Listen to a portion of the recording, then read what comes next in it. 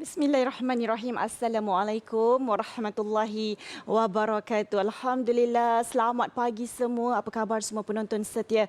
Assalamualaikum subuh pagi ni. Mudah-mudahan saya doakan semoga segala urusan kita insya-Allah dipermudahkan oleh Allah Subhanahu Wa Taala insya-Allah. Amin. Amin ya rabbal alamin. Alhamdulillah. Sekarang ni kita dah masuk bulan kelahiran Nabi Muhammad sallallahu alaihi wasallam dalam Rabiul Awal, dan hari ini adalah merupakan 4 Rabiul Awal dan hari ini adalah hari Rabu. InsyaAllah hari ini pun kita nak berceritakan mengenai sifat peribadi Nabi Muhammad, junjungan besar kita, idola kita, dan segalanya apa yang perlu kita lakukan sebenarnya adalah kita kata berlandaskan, kata ikut segala tingkah laku Nabi Muhammad sallallahu alaihi wasallam insya-Allah. Alhamdulillah hari ini kita nak kongsikan kepada anda semua bercerita mengenai keberanian Rasulullah sallallahu alaihi wasallam, dan saya juga nak pesan kepada penonton-penonton yang berada di FB Live kami, jangan lupa untuk tekan butang share, like ataupun komen.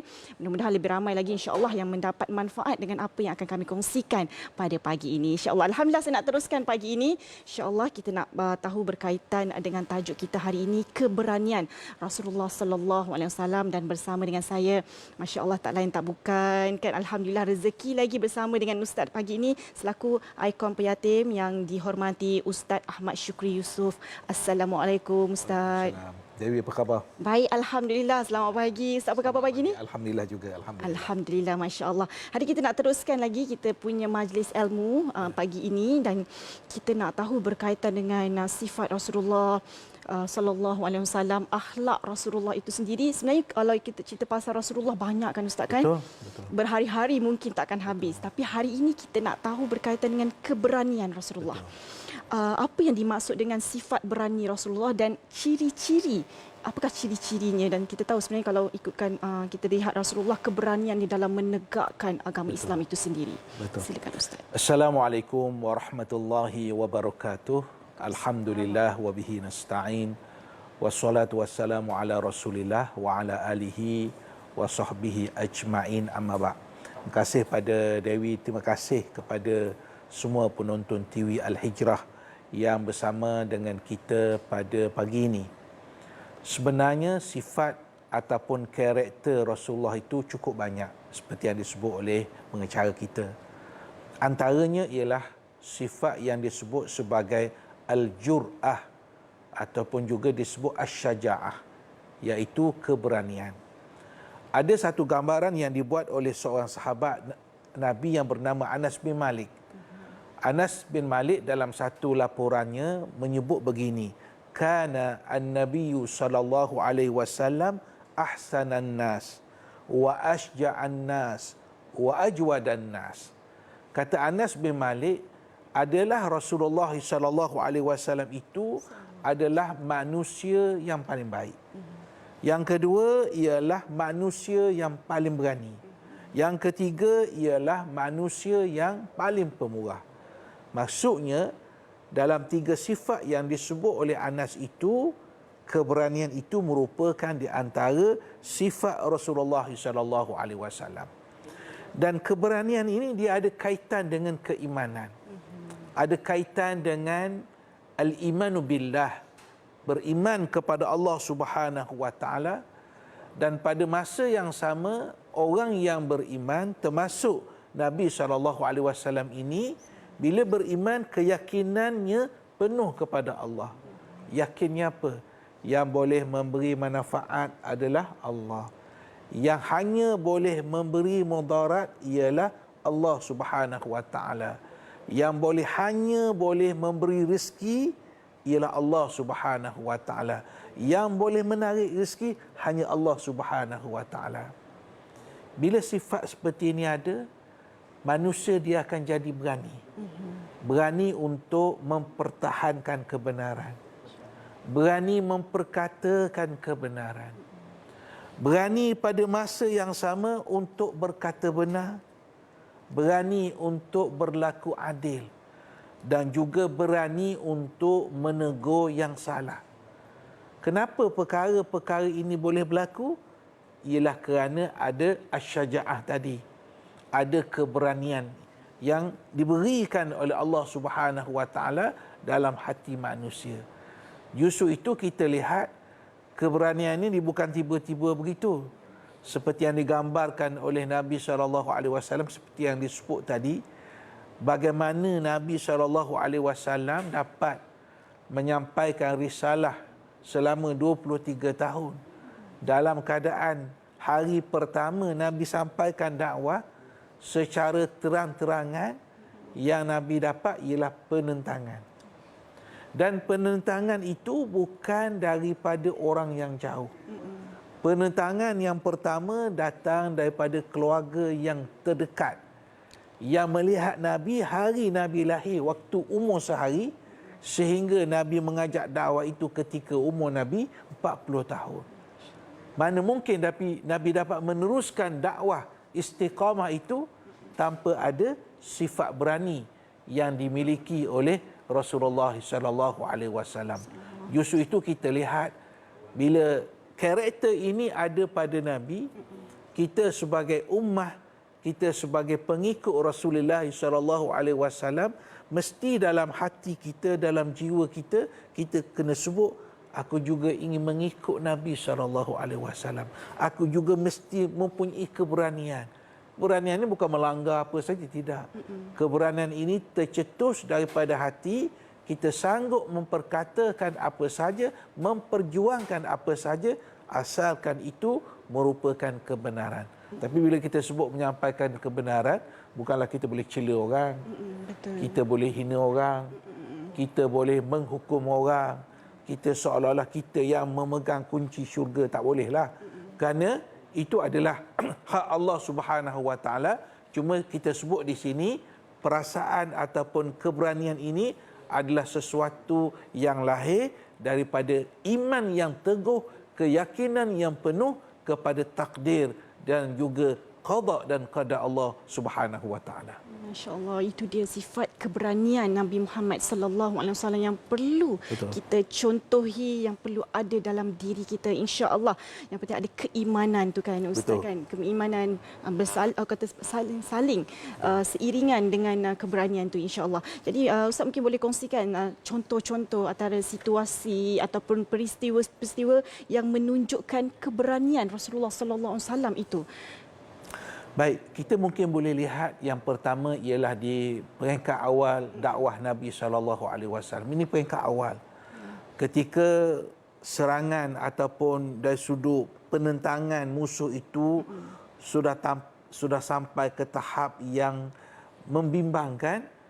Ketika Abu Talib masih hidup, bila Abu Talib minta kepada Nabi SAW untuk menyampaikan mesej orang Quraisy bahawa perlahankan dakwah kamu ataupun berhentikan dakwah kamu, sebab ini mereka cukup marah.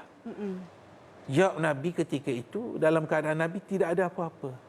Nabi sebut, "Law wada'u syamsa fi yamini wal qamara fi yasari ala an atruka hadzal amra ma taraktuhu hatta yuzirahu Allah au ahlika dunah," atau kama qala. Kata Nabi kepada Abu Talib, "Demi Allah, kalau mereka meletakkan matahari di kananku, bulan di kiriku, untuk aku tinggalkan usaha dakwah ini, aku tidak akan tinggalkan. Sehinggalah Allah memberi kemenangan kepadaku ataupun aku mati kerananya memperjuangkan agama Allah Subhanahu wa taala." Jadi Dewi, kalau kita tengok di sini, Nabi mampu sebut begitu kerana keberanian. Padahal Nabi tak ada apa-apa. Pengikut pun tak ramai, kekuatan tak ada. Dan musuh berada di peringkat kekuatan yang paling hebat ketika itu. Tapi yang disebut itu adalah keberanian yang ada kepada Rasulullah SAW. Contoh yang kedua ialah kita lihat dalam satu peperangan. Kita lihat dalam sirah Nabi, Nabi banyak menyertai peperangan ini untuk mempertahankan kebenaran. Bukan untuk sekadar berperang kerana seronokkan berperang, na'udzubillah, bukan begitu. Tetapi untuk mempertahankan kesucian Islam, Nabi berperang di pelbagai peperangan. Antaranya dalam peperangan Hunain. Dalam peperangan Hunain itu, kalau kita baca kisah perang Hunain ini, dia satu peperangan yang dahsyat. Sehingga hebatnya peperangan itu sampai ke peringkat ada sahabat yang macam putus asa, dah tak mampu lagi menentang musuh ketika itu. Nabi bangun, Nabi bangkit, dan Nabi menyebut, "Ana nabiyyu la kadhib, ana ibnu Abdul Muttalib." Kata Rasulullah SAW, "Saya ini adalah seorang nabi yang bukan pembohong. Saya bukan pembohong. Dan saya ini adalah cucu Abdul Muttalib." Kenapa Nabi sebut cucu Abdul Muttalib? Sebab Abdul Muttalib ni adalah seorang insan yang dihormati, yang sangat terkenal di Mekah sebelum itu. Maksudnya apa? Maksudnya Nabi dalam kebimbangan sahabat, dalam dah lemah semangat, Nabi mencetuskan semangat dan Nabi terus bertempur. Dan Al-Bara' kata, "Aku lihat daripada peristiwa itu," sahabat yang cerita kisah ni, "aku lihat ini adalah keberanian yang luar biasa yang datang daripada Nabi, sehingga mencetus semangat balik kepada para sahabat, sehingga Allah memberi kemenangan dalam peperangan Hunain tersebut dan mendapat ghanimah yang cukup banyak."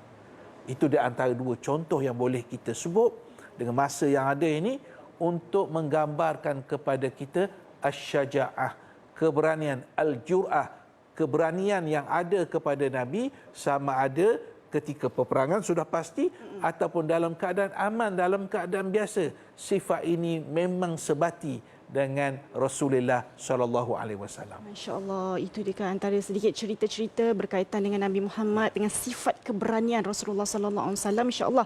Dan insya-Allah kita nak berehat dulu seketika, Ustaz. Boleh. Kita nak sambung selepas ini. Jadi nak minum kopi boleh minum. Insya-Allah kita berehat dulu. Kembali nanti dalam Assalamualaikum Subuh selepas ini.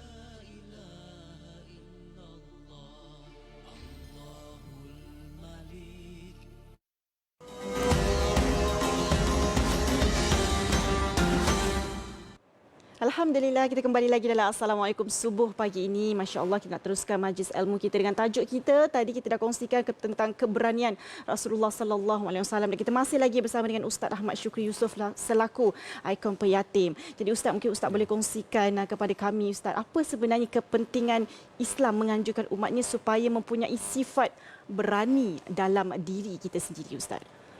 Bila ada sifat berani dalam diri ini, dia akan meletakkan di kita yang pertama, keyakinan kita, tawakal kita sebenarnya hanya kepada Allah Subhanahu Wa Taala.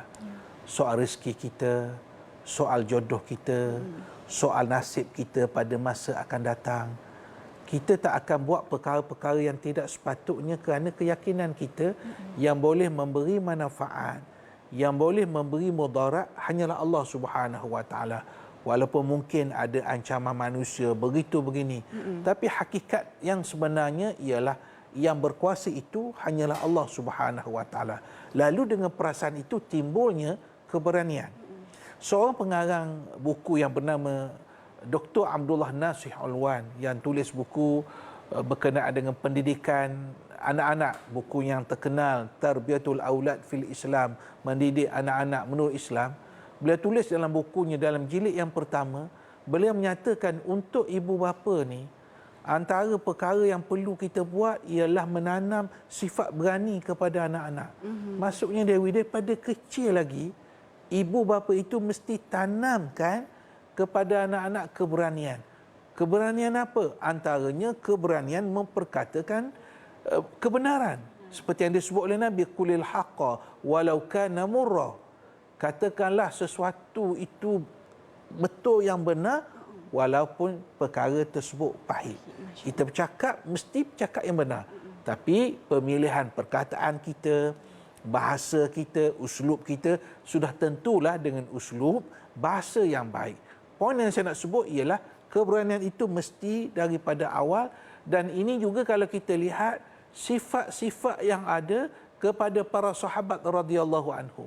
Justru itu dalam perbincangan sifat syaja'ah ni, para ulama kita termasuk yang menulis buku berkenaan dengan akhlak, bila tulis tentang akhlak Nabi, keberanian akan disusuli dengan contoh-contoh para sahabat radhiyallahu anhum.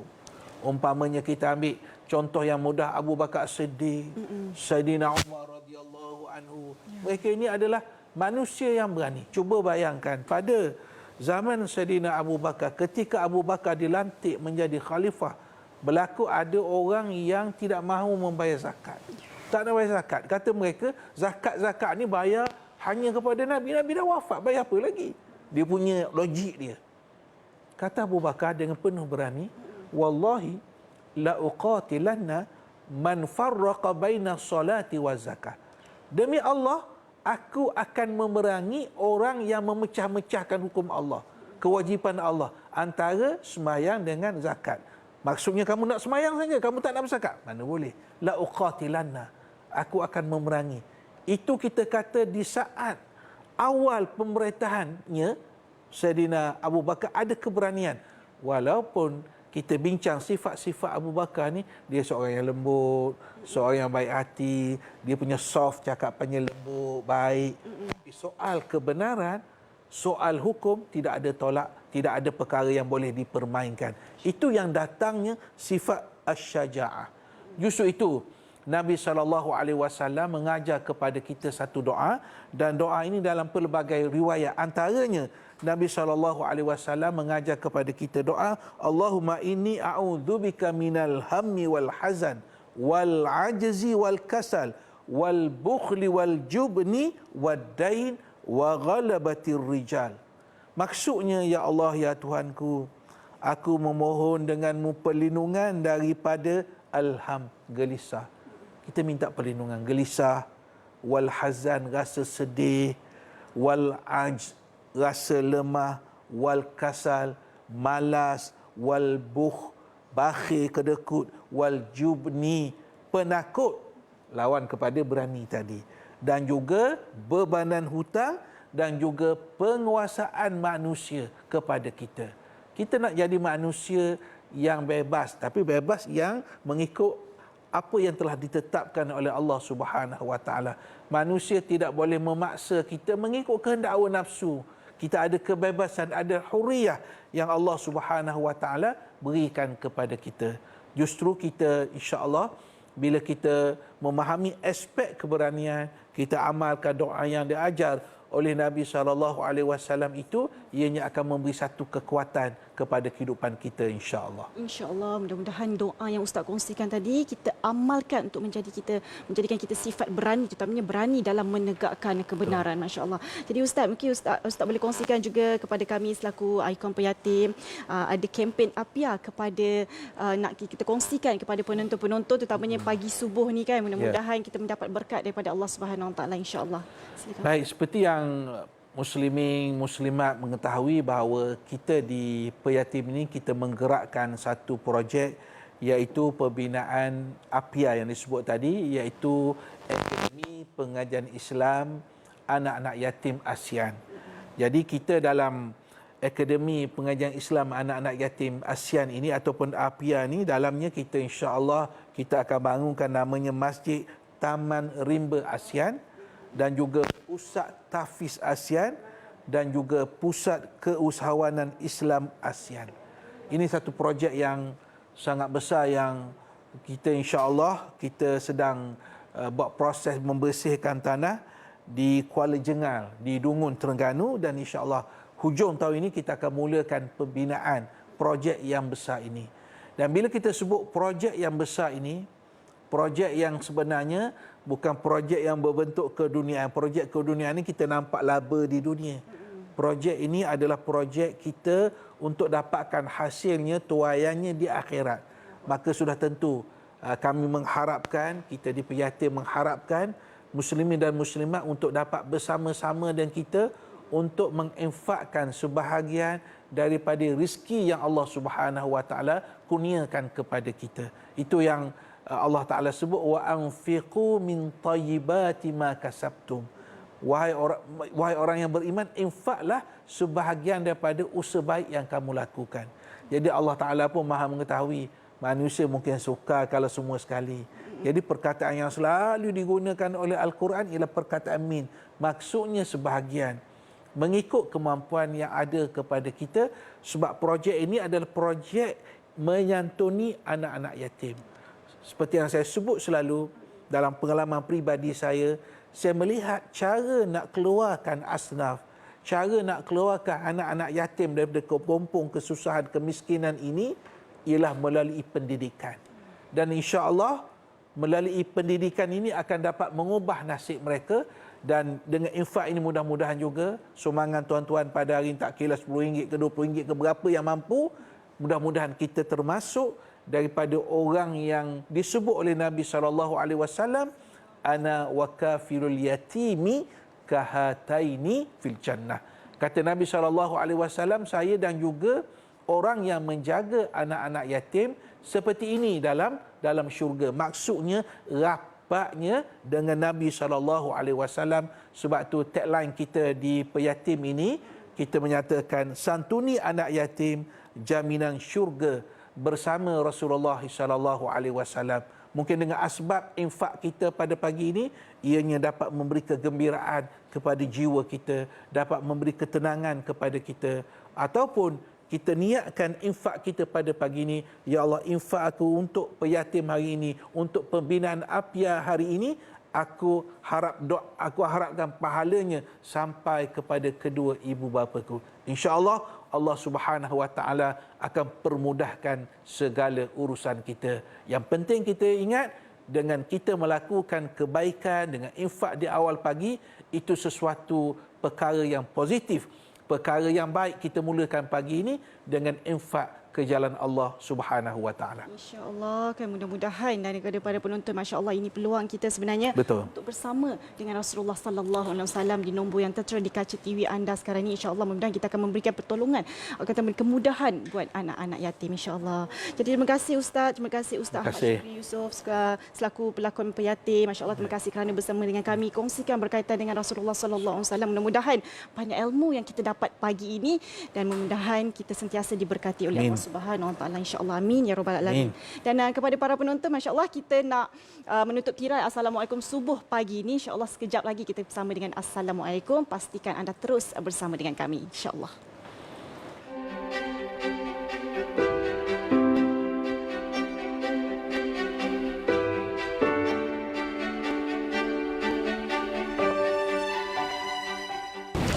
Mak, Aisyah dapat nombor 1, Mak. Betul cakap Mak. Walaupun kita miskin, tapi kalau kita berusaha bersungguh-sungguh, mesti berjaya. Allah sentiasa bersama dengan orang yang sabar, kan, Mak? Mak rehat dah dulu. Besok Aisyah datang balik.